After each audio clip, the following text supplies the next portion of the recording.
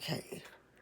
Hi, all my subscribers. How are you guys all doing out there? This Miss Melinda. Welcome to Miss Melinda's Spontaneous Smart Diva Show. So I'm teaching biology class. I will have it labeled which class number it is, so that you watch my biology classes from starting with 1, 2, 3, and so on. But you can watch all the uploads, whatever brand new uploads I upload that day. You can watch all those for the fun of it because they're like the newest. So you can watch all that. All right, let's see if I can hold this and read it. So it's creationism and intelligent design don't follow the fundamental rules of science and can't be considered scientific ideas, period. I have a table, so I will read it to you in a minute. Put the scientific and creationist arguments about, quote, biological evolution, unquote, side by side so you can complete them and come to your own conclusions about what you believe. I do not teach religion. And my biology book isn't teaching, it's teaching you your two choices, as far as if you want to believe in God or if you want to go with the scientific route. Okay, but I do not teach religion. So you're just going to hear, they're going to educate something in the biology book. But you'll see. It'll be fine. Listen now. Okay, so this label starts out faith-based versus scientific views on evolution. Okay, label. What creationists and believers in intelligent design say? Nature is beautiful and complex. Many living things are perfectly suited to their role in nature, period. These wonderful designs couldn't have arisen by random chance. Okay? So, let's see, by random chance. An intelligent designer must exist. See, we're using logic and common sense. Some kind of designer must exist. I used to use the seashells in the ocean. They have the standard shaped size shells, thousands of those. And then they have all kinds of different designs of seashells in the ocean and real big ones. Somebody had to design them. And that was one of the things that got me to believe in Jesus Christ. But I cannot teach you religion. I do not do that. I don't discuss religion, politics, or abortion. I do not want to have a debate with anybody or argue about anything. So I won't even talk to anybody about that. I said too much already. Okay. So these wonderful designs couldn't have arisen by random chance. An intelligent designer must exist. Okay. So, what scientists say? Biological evolution is not random. Change is random. But biological evolution is based on change and the natural selection. Those are the two biggest biological theories in history that Charles Darwin researched and drew those two conclusions. Just for those of you who haven't seen all my biology classes. Okay, so biological evolution is not random. Change is random. But biological evolution is based on change and natural selection. Natural selection causes populations to shift in particular directions. specifically those that are best suited to environmental conditions. Okay, environmental conditions. If particular organisms and structures, um, let's see perfectly suited to their environment, that's because natural has made them that way. So the right side of this table they have in the book, the complexity of living things from the many metabolic reactions in the cell to the left side, incredible vertebrate.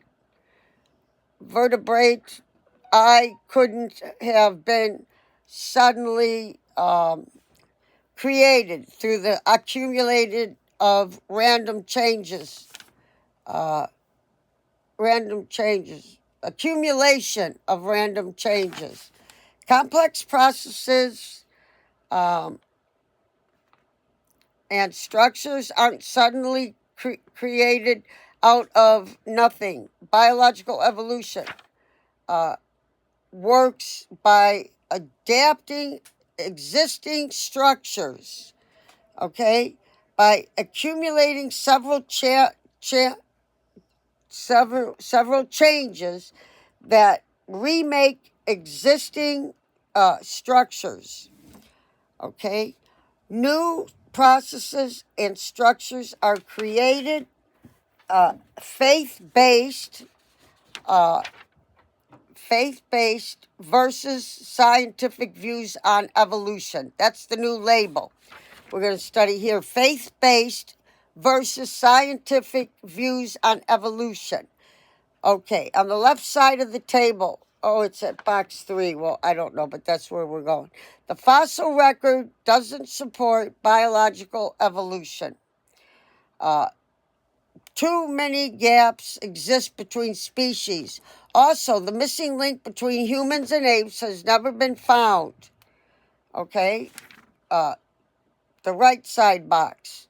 The fossil record in Darwin's time was incomplete. But today,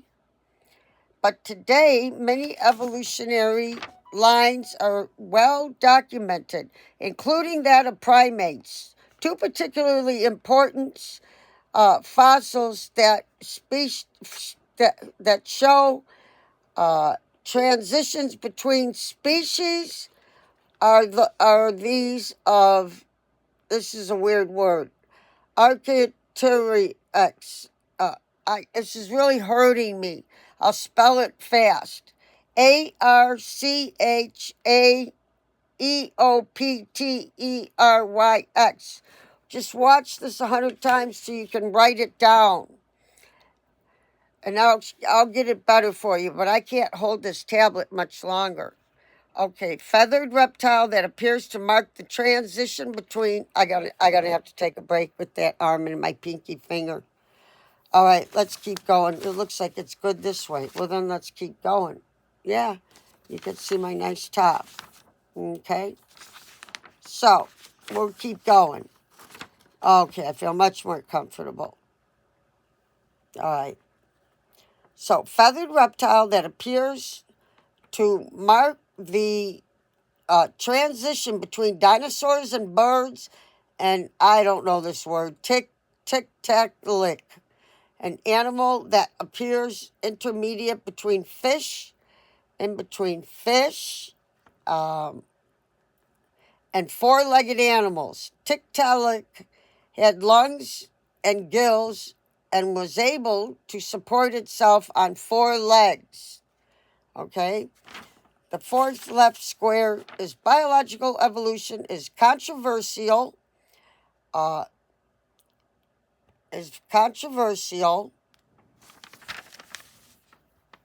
trying to do, I could see my top.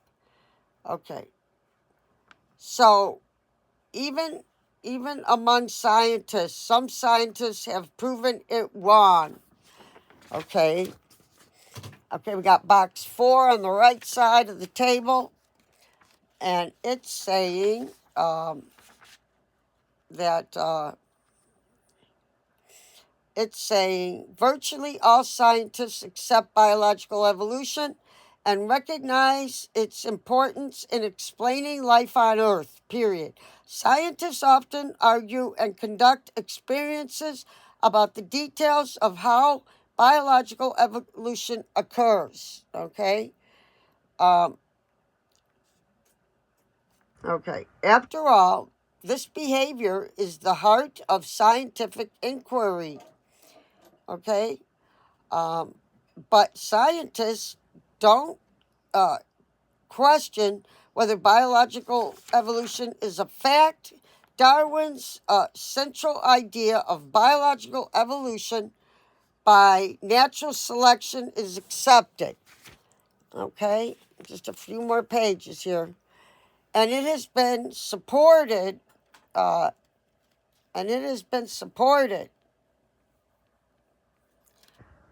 by many lines of research.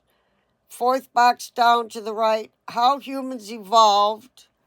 I got to switch again. Oh, that hurts so much. Okay. So, which way can I do this?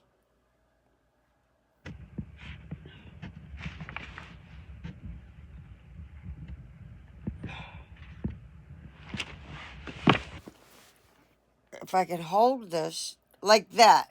Okay. So, how humans evolved. How humans evolved. You're a member of the Homo sapiens species. Humans are the only, where am I at?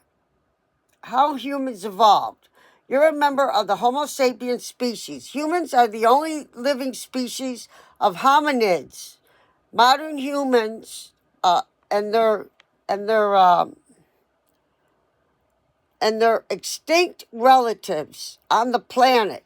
But scientists have found fossils of other hominid species that gives, let me see if I can go back this way again. All right. So, okay. Modern humans, I lost my place. The only living species of hominids. Modern humans and their extinct relatives on the planet, but scientists have found fossils of other hominid species. Scientists have found fossils of other hominid species that give clues to our evolutionary, what is that word? Origins. The closest living relative to humans are other primates, such as apes, chimpanzees. Primates are the order of mammals that includes monkeys. All right, we got the last page, so let's get it good, right? All right. Okay, apes and it's so dark I can't see. Apes and humans, they have large brains. Grasping hands, and three-dimensional vision. In the sections that follow, we tell you all about the tools scientists use to fill in the blanks about the humans evolved, as well as the discoveries and connections that they've made over the years. And I say, surprise. Guess where we go after? We're going to do fossils next. And then guess what's after fossils, which is a long little class there for fossils, surprisingly enough. This is going to be real exciting. Then we're doing, surprise, we're going to do changing from apes into humans. Changing from apes into humans. How you guys all doing out there? I love you all my subscribers, old and new subscribers. I love all you guys very much, and I just am in pure joy and happiness when I am teaching my students and fans. It brings me joy. I will be teaching my classes for the rest of my life. The three main ones, for the ones that, if you're new fan or new viewer or new subscriber, my main three classes is the law class trials. It goes on, it has a bunch of classes. You have to start at class 1 for trials. The judicial system is the first one. You go to the first class 1 and you go all the way through. It's a long class. But we're doing and then I went to trials, law class. I was teaching just different little law classes. I turned it into one big law class called trials, teaching my students and fans going from the beginning, every step before you get into the courtroom, and every step you take when you're in the courtroom as a lawyer, a criminal defense attorney. I'm teaching you. But everybody was getting a little sick of all those subjects for a while. So I surprised them with a new class, biology. So we're studying biology and Charles Darwin. Watch all these